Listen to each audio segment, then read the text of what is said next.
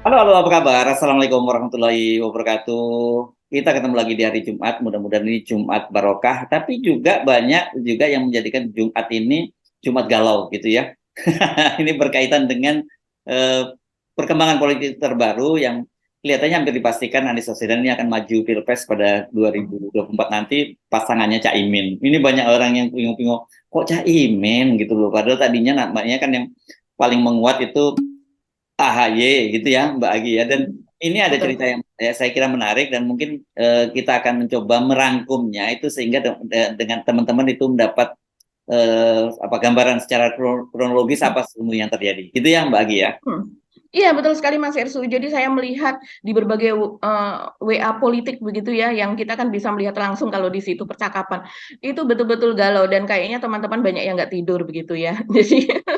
Jadi mereka mempertanyakan, mempercakapkan, kemudian berusaha membuat rangkaian kronologisnya, walaupun banyak yang kemudian banyak yang miss di situ. Dan kita coba membuat rangkaian kronologisnya sekarang Mas Ersu.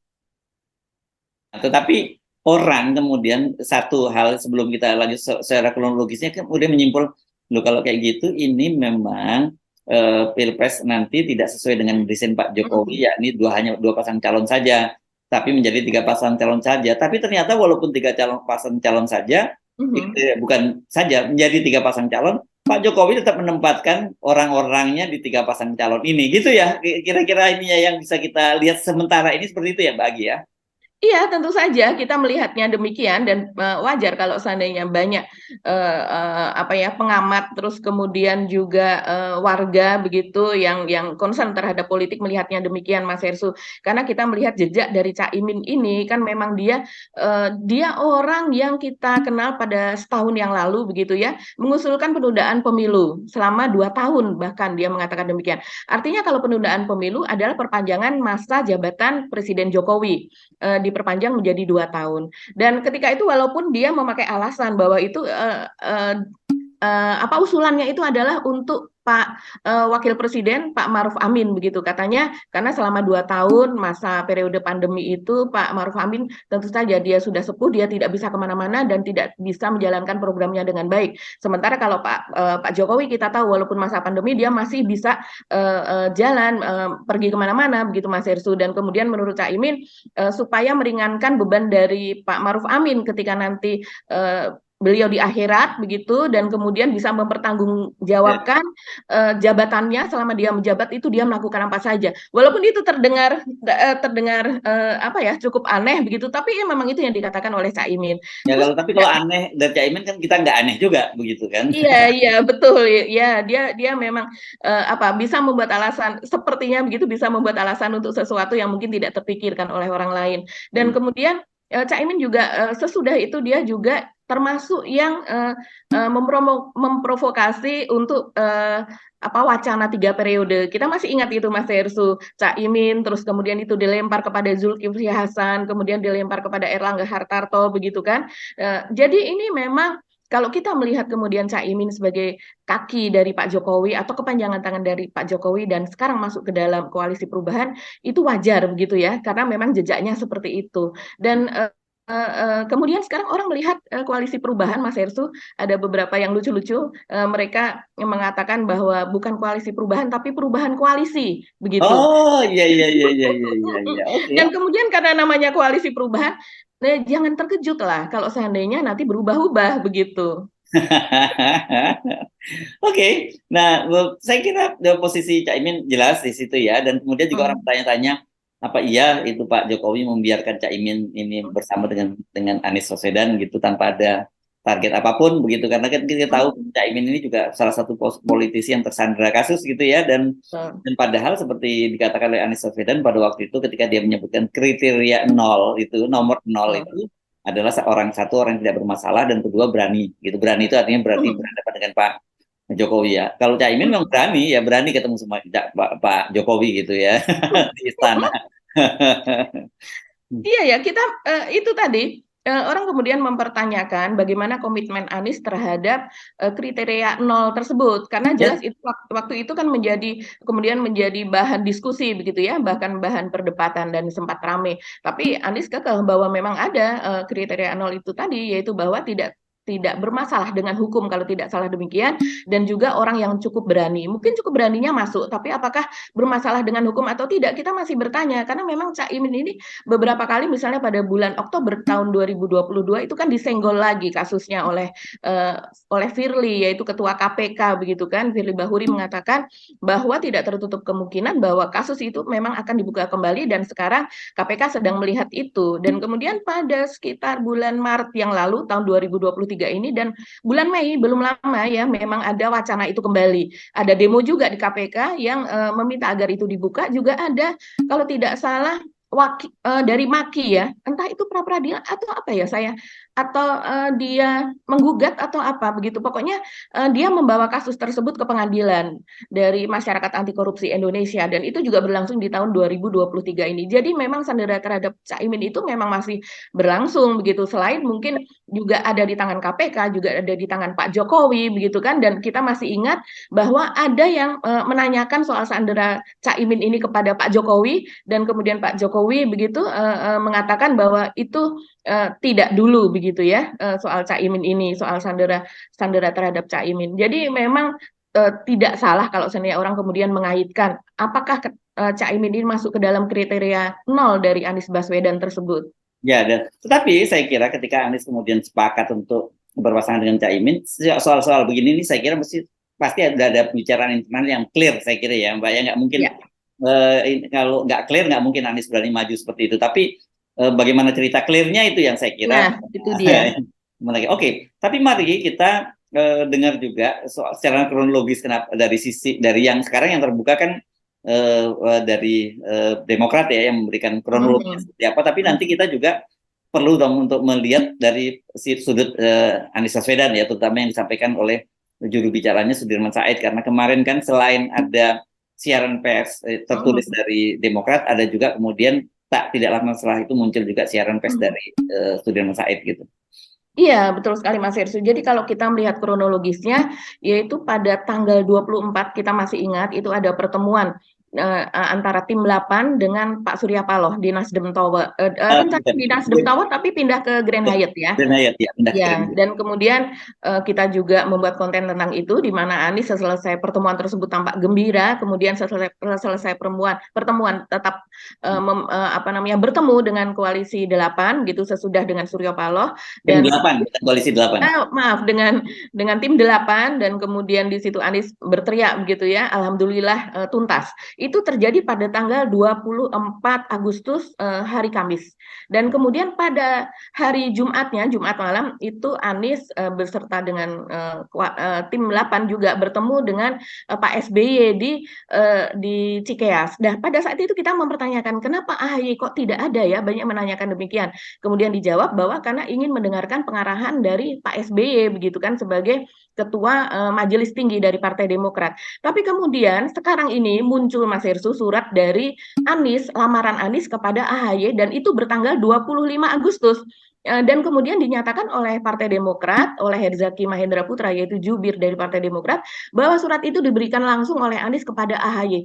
Kalau tanggal 25, kapan mereka bertemu? Nah, kemudian kita berspekulasi bahwa ketika dia datang ke Cikeas itulah sebetulnya ada AHY di situ, dan dia menyerahkan surat tersebut. Surat ini ditulis tangan, saya rasa ini merupakan tradisi kaum intelektual ya, tetap menulis tangan, dan para aktivis biasanya dia membuat sebuah pernyataan begitu ya, dan itu bisa dijadikan pegangan satu sama lain begitu. Lebih personal ya kalau ditulis. Lebih personal. Kita melihat misalnya pejuang-pejuang kita zaman dulu, mereka melakukan tradisi tulis tangan inilah sebagai bagian dari narasi atau komitmen mereka, dan Anies melakukan itu. Dia menulis begitu di tulisan tersebut, dan terlihat bahwa tulisannya itu dibuat dengan mungkin tulisan Anies memang seperti ini, tapi ini seperti tulisan yang dibuat dengan cepat begitu ya, kalau melihat bentuk tulisannya. Dia mengatakan demikian, Mas AHY yang terhormat, semoga dalam keadaan sehat, tetap produktif, dan selalu dalam keberkahannya. Melalui pesan singkat ini, kami bermaksud menyampaikan harapan agar Mas AHY berkenan untuk menjadi pasangan dalam mengikuti Pilpres 2024. Teriring salam hormat. Anies Baswedan ada tanda tangan tapi tanpa tulisan nama tapi tanda tangan Anies Baswedan. Dan surat ini dibuat tanggal 25 Agustus 2023 dan disaksikan oleh 2 orang. Jadi mungkin surat ini dibuat di Cikeas kalau saya rasa demikian. Nah, terus kemudian itu kejadian tanggal 24 dan 25. Artinya belum ada kesepakatan antara Nasdem, belum ada pertemuan dan juga belum ada kejadian yang mengejutkan di mana Prabowo mengubah nama KKR Koalisi Kebangkitan Indonesia Raya begitu menjadi nama Koalisi Indonesia Maju. Dan kemudian ini berlanjut ke berikutnya yaitu hari Senin kemarin ya Mas Ersu ya. Hari Senin pekan ini di mana terus kemudian terjadi pada acara ulang tahun PAN kalau tidak salah ya Mas Ya, Ersu ya. itu ada hari Pada Senin acara ya, pada hari Senin tanggal 28 ya, itu. Oh iya betul. Pada tanggal 28 hari Senin itu pada acara ulang tahun PAN di Hotel Sultan Jakarta begitu. Itu salah satu yang menarasikan adalah Wasekjen dari PKB yaitu Saiful Huda. Dia mengatakan bahwa Caimin dibisiki Prabowo ketika tiba di area di area HUT PAN tersebut karena Caimin rupanya datangnya terlambat dibandingkan dengan kedatangan ketua umum partai-partai lain. Dan kemudian Caimin dibisiki soal rencana pengumuman nama baru dari koalisi tersebut yang sudah disepakati juga oleh ketum-ketum partai yang lain dan Caimin terkejut di situ. Nah, kemudian itu hari Seninnya Caimin mengatakan bahwa dia akan lapor dulu kepada partainya mengenai perubahan nama tersebut karena dengan diubahnya nama koalisi maka berarti koalisi Indonesia Raya tersebut bubar begitu ya. Nah, terus kemudian pada hari Selasanya tanggal 29 Agustus terjadi pertemuan antara Suryo Paloh dengan Caimin di Nasdem Tower. Jadi ini gerak cepat ini ya Pak Suryo Paloh begitu mengundang Caimin untuk berbicara begitu secara serius di Nasdem Tower mengenai nasib dari PKB atau nasib dari Caimin yang terjadi perubahan nama dan dianggap bahwa Caimin sepertinya sudah tidak terlalu penting lagi di koalisi yang sekarang terbentuk di bawah komando Gerindra tersebut Mas Hersu. Dan kemudian pada malam itu juga Suryo Paloh dan Caimin mengundang Anies Baswedan untuk untuk mengikuti pertemuan tersebut yaitu pada hari Selasa 29 Agustus. Kemudian pada hari Rabunya yaitu 30 Agustus jubir Anies Baswedan yaitu Sudirman Said begitu diutus oleh Anies untuk memberitahu kepada PKS dan juga kepada Partai Demokrat soal kesepakatan yang terjadi pada hari Senin malamnya yaitu bahwa PKB akan merapat kepada koalisi Perubahan untuk Persatuan begitu atau KKP dan kemudian Suryo Paloh setuju untuk menduetkan Anies sebagai capres dan Caimin sebagai cawapres dan kemudian Pak Sudirman Said ini memberitahukan kepada PKS dan juga PKB dan kemudian sesudahnya Demokrat lalu mengkonfirmasi secara langsung kepada Anies, begitu dikatakan oleh Herzaki, menanyakan kepada Anies apakah pernyataan atau perkataan dari Pak Sudirman Said tersebut benar, dan kemudian dibenarkan oleh Anies. Begitu juga menanyakan kepada PKS apakah sudah mengetahui soal tersebut, dan kemudian PKS juga menyatakan sudah mengetahui, begitu ya. Itu terkejadian hari Rabu, dan kemudian kejadian hari Kamisnya itu Anies kemudian kita tahu sepanjang hari kemarin, hari Kamis, dan kemudian video-videonya itu tersebar kemana-mana bahwa Anies pergi ke Jawa Timur dan kemudian melakukan Mas Hersu pergi ke makam begitu ya dari ayahanda dari Caimin yaitu Kiai Haji Iskandar begitu dan kemudian nyekar begitu di sana dan kemudian bertemu dengan ibu dari Caimin dan meminta doa restu dari ibu Caimin dan Anies cukup serius rupanya ya karena dia mengajak istrinya yaitu Ibu Ferry Haryati begitu dan kemudian pada hari Kamis kemarin juga itu betul-betul hektik begitu ya rupanya. Selain kejadian soal Anies ini, rupanya dari Partai Demokrat juga menyusun semacam rilis kepada media dan rilisnya cukup panjang, ada 3 halaman yang menyatakan bahwa Nasdem atau Suryo Paloh itu sebagai pengkhianat lah begitu, karena telah memutuskan sesuatu tanpa mengikut sertakan PKS dan juga Partai Demokrat. Dan pada hari Kamis itu juga Surya Paloh itu bertemu dengan Pak Jokowi. Jadi hari Kamis malam, tadi malam Surya Paloh bertemu dengan Pak Jokowi, dan kemudian sesudah bertemu Pak Jokowi, sesudah itu mengadakan rapat di Nasdem Tower, rapat dengan para petinggi Partai Nasdem. Dan sebelum Surya Paloh bertemu dengan Pak Jokowi, sore harinya Pak Jokowi juga mengundang Prabowo. Prabowo tentu saja dalam ini adalah pihak yang tadinya berkoalisi dengan PKB atau Caimin. Ini rame ya Mas Yesus, dan pagi tadi ya, hari ini hari Jumat, sekitar pukul 7 pagi itu sudah rame wartawan itu di kantor DPP Partai Kebangkitan Bangsa di Jalan Raden Saleh ya kalau tidak salah ya, di Jakarta Pusat itu. Uh, Saya lupa di mana kantornya PKB. Dia Pokoknya memang di sudah berlangsung dan Jakarta sudah Pusat ada di daerah hasilnya itu sana ya. memang ya. Ya. Iya, dan sudah ramai karena memang ada pertemuan begitu yang mereka mengakui bahwa itu antara lain adalah untuk membahas masalah ini, di mana Caimin akan berduet dengan Anies. Jadi kita melihat ini rangkaiannya begitu padat gitu ya, dari hari ke hari, bahkan dalam sehari bisa beberapa kejadian.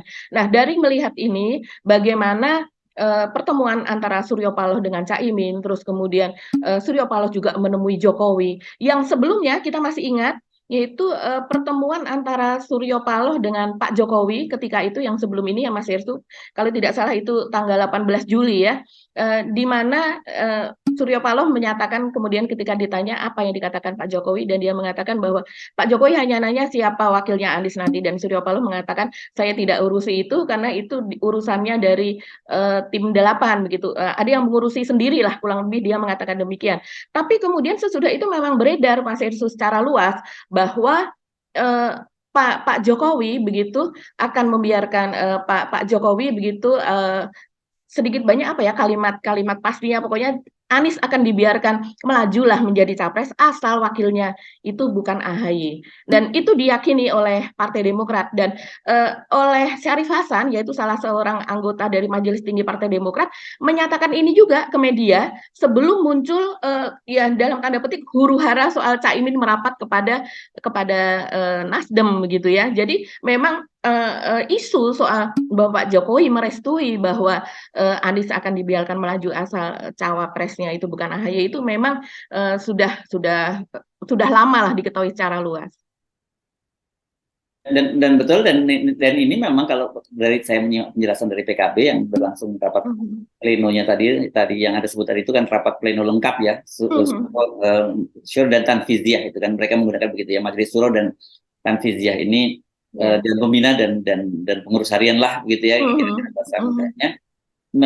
Memang disebutkan bahwa ya mereka memutuskan untuk langkah lebih maju, untuk detailnya seperti apa, karena ini yang mereka menyebutnya, yang menariknya itu adalah tawaran kerjasama dengan PKB, dengan Nasdem disebutnya gitu, bukan tawaran kerjasama dengan Koalisi Perubahan untuk Kesatuan. Dan memang ini kelihatannya ini memang tawarannya langsung dari Pak Surya Paloh ya. Jadi dan memang kalau kita lihat dari sisi jumlah kursi, kalau toh hanya tinggal Nasdem dan katakanlah PKB itu mencukupi Mbak dari sisi kursi ya, karena jumlah kursinya Nasdem itu 59 dan PKB 58, jadi 117 totalnya, lebih dari 2 kursi dibanding dari syarat presidensial threshold. Dan tapi kan kita tahu kemudian PKS sendiri sudah memberikan pernyataan lewat Al Muzamil, anggota tim 8, bahwa mereka masih, intinya mereka menyatakan masih akan tetap bersama dalam Koalisi Perubahan untuk Persatuan. Jadi sekarang memang tinggal Demokrat yang harus menentukan nasibnya kemana, karena kalau lihat reaksi yang muncul dari Demokrat yang langsung menurunkan baliho-baliho dan kemudian juga menyatakan bahwa tidak akan mendukung pasangan Anies dan Caimin, berarti kan Demokrat itu keluar dari koalisi. Nah, persoalannya kemana gitu ketika semua koalisi itu sekarang sebenarnya berada di bawah pengaruhnya Pak Jokowi, kecuali PDIP sementara ini saya kira yang walaupun katakanlah Pak Jokowi masih jadi anggota PDIP, tapi orang kan lihatnya itu lebih cenderung ke Pak Prabowo. Tetapi kan di lingkungan PDIP masih ada anak dan menantunya Pak Jokowi juga, ada Gibran, ada Bobi begitu ya. Jadi saya kira ini dilematis banget buat Demokrat kalau mereka masih terus akan mengusung tema-tema perubahan begitu ya. Dan tadi yang perlu kita jelaskan juga, kalau dari sisi Anies Baswedan seperti yang tadi disebutkan penjelasan dari Sudirman Said itu, yang mereka merasa tidak mengkhianati gitu ya. Mereka tidak berkhianat ya. Saya kira sebenarnya mungkin terlalu keras ya kalau kalimat berkhianat atau tidak ini ya, karena ini politik ya, biasalah seperti itu. Karena menurut Sudirman Said memang betul diakui Anies Baswedan itu memang meminta AHY sebagai calon wakil presidennya, tetapi kan Nasdem belum sepakat gitu dengan AHY. Itu yang jadi masalah. Nah, ketika saya kira mungkin gini, kalau kita mau agak cukup fair sedikit gitu ya, karena nanti mungkin supaya narasinya berimbang, ya saya Anies ini terikat secara etika juga dengan Nasdem, karena bagaimanapun Nasdem yang pertama kali mendeklarasikan dia sebagai calon presiden, dan itu harga yang dibayar oleh Nasdem juga tidak murah gitu ya, karena dia adalah bagian dari partai koalisi pemerintahan, bisnisnya Surya Paloh dihajar gitu ya, dan dia dikucilkan dari partai pendukungnya Pak Jokowi.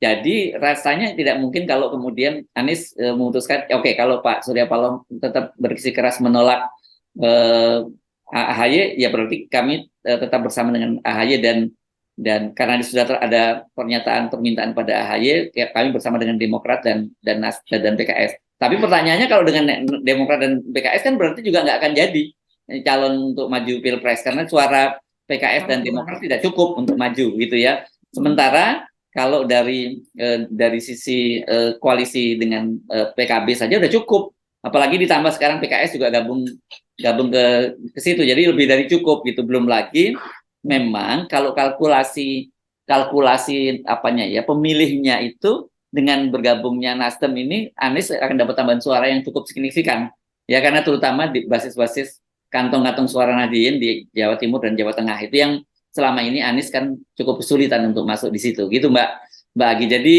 kalau kita bawa baper, yes ada pengkhianatan, tapi kalau kita membawa secara lebih apa ya, kalkulasinya lagi kalkulasi politis dan pragmatis, ya mau nggak mau memang tidak ada pilihan bagi Anies Baswedan untuk tetap akhirnya bersama dengan Nasdem. Saya kira itu bisa juga kita pahami gitu, Mbak Agi. Cuma yang jadi persoalan, kalau begitu sekarang warna perubahan itu jadi makin mengecil dong dengan adanya Nasdem dengan PKB, karena mereka ini dua-duanya adalah partai pendukung pemerintah kan begitu. Dan warna yang lebih kental lagi pendukung pemerintahnya ya pada calon wakil presidennya, yakni Caimin begitu, Mbak.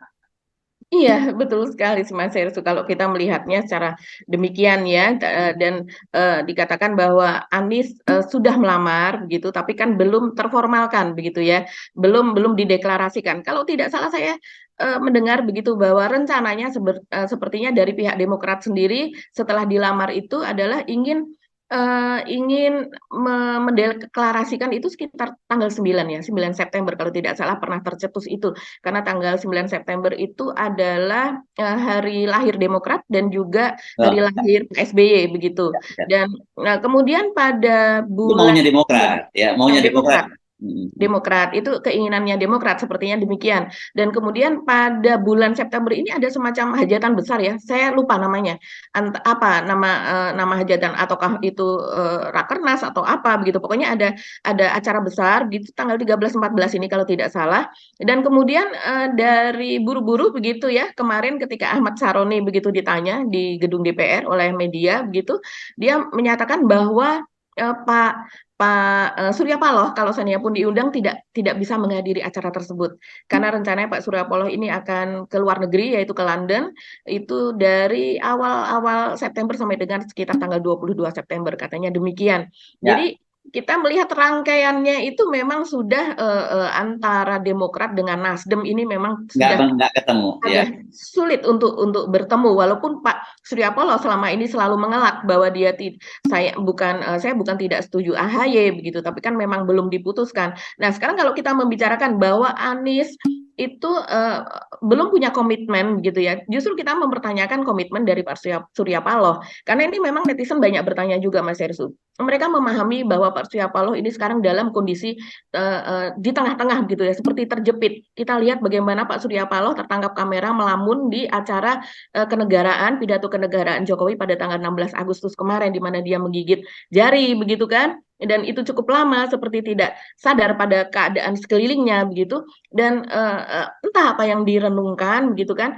Dan kemudian juga sebelumnya sudah ada sumber dari orang dekat dari Pak Surya Paloh yang mengatakan bahwa bisnisnya saat ini hancur lah, bisa dikatakan demikian. Misalnya seperti bisnis catering sebagai pemegang atau penyedia catering untuk Freeport misalnya yang sudah dijalani selama puluhan tahun, itu katanya nanti akan ditender ulang dan sebagainya. Terus kemudian juga bisnis yang lain, bisnis properti yang tidak berlanjut dan sebagainya. Bank yang sudah berkomitmen untuk memberikan pendanaan itu juga tidak jadi begitu.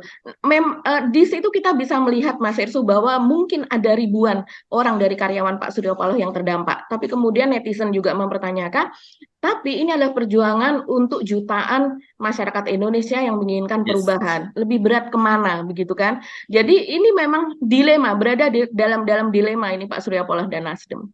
Yes, oke. Baik. Makasih Mbak Aki. Dan kalau di FNN itu selalu kita simpulkan kan apa penyebabnya? Ya karena orang tidak mau 0% itu kan sebenarnya ya. Semua muaranya dari situ ya Mbak Agi ya. Oke, Ya.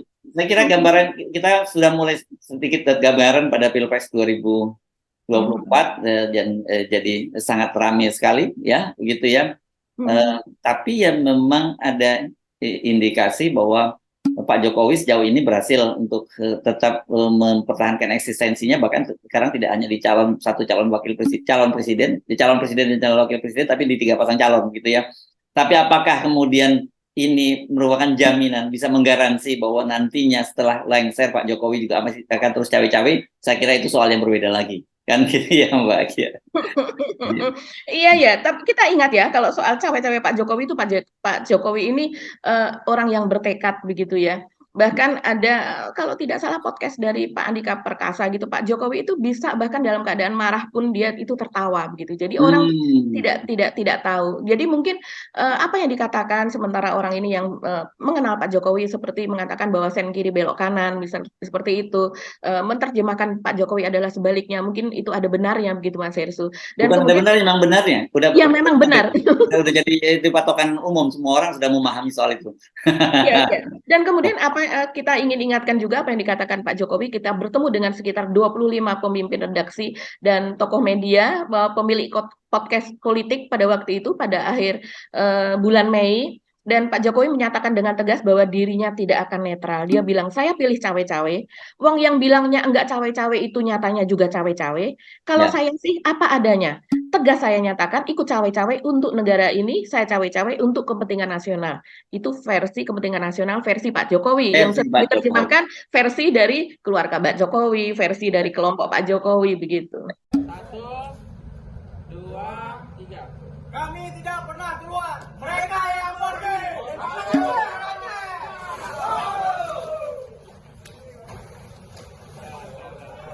Tiga. Assalamualaikum warahmatullahi wabarakatuh. Tepat sekarang jam 18.50 sesuai dengan instruksi dari DPP, kami menurunkan baliho yang bergambar Anies Baswedan. Sekali lagi, DPC Partai Demokrat Kabupaten Cianjur sesuai dengan press release yang dikeluarkan oleh DPP Partai Demokrat menurunkan baliho yang bergambar Anies Baswedan sejak saat ini. Demikian informasi ini kami sampaikan kepada seluruh warga Cianjur khususnya bahwa sudah ada hal yang tidak diduga-duga, bahwa Pak Anies Baswedan ternyata mengkhianati Partai Demokrat dan Mas AHY. Terima kasih. Assalamualaikum warahmatullahi wabarakatuh. Turunkan. Turunkan. Lipat.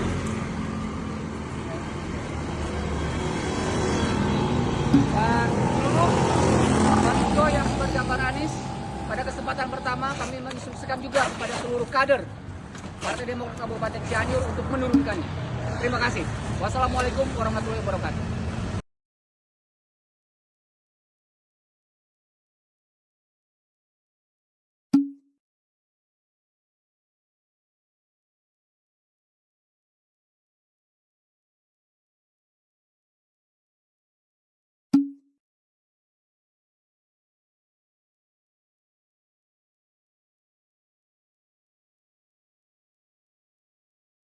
Oke, baik Mbak Agi, kita ketemu lagi ya pekan depan ya.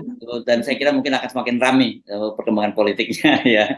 Kita harus pamit ya Mbak, saya Harus Arif. Dan saya Agi Beta, terima kasih atas perhatian Anda. Tetap salam 0%, jangan galau. Wassalamualaikum warahmatullahi wabarakatuh. Salam warahmatullahi wabarakatuh.